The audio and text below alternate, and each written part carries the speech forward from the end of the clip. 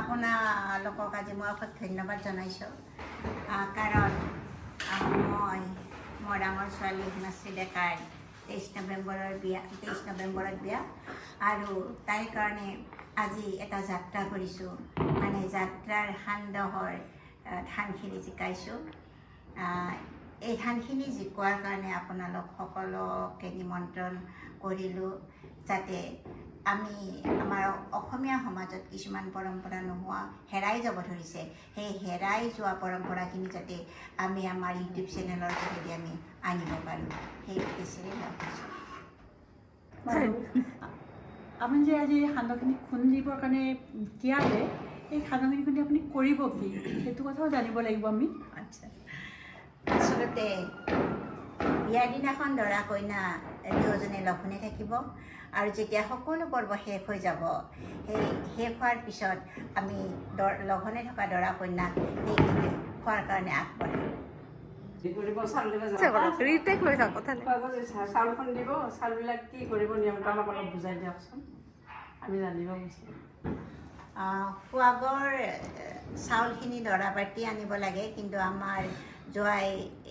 দেলহিৰ অৰিজিন বাসিন্দা সেইকাৰণে তেওঁলোকৰ তাত সেই নিয়মটো নাই আৰু সেয়েহে আমি ইয়াত যোগাৰ কৰিছোঁ সোৱাগমণি ধানৰ চাউল আনি সেই চাউলখিনি আমি মানে আমাৰ যেতিয়া সোৱাগ জাৰা হয় সেই চাউলৰ দুনিটো আমি লৈ যাম লৈ যাই পেলাই ছোৱালী মানে ধোৱাৰ পিছত চোতালত বহুৱাই সোৱাগ জাৰি আহি আমি সেই চাউলখিনি মানে তাইৰ মূৰৰ ওপৰত এখন চাদৰেৰে আমি তাইৰ মূৰৰ ওপৰত ধৰি পেলাই আঙুঠিটো দি পেলাই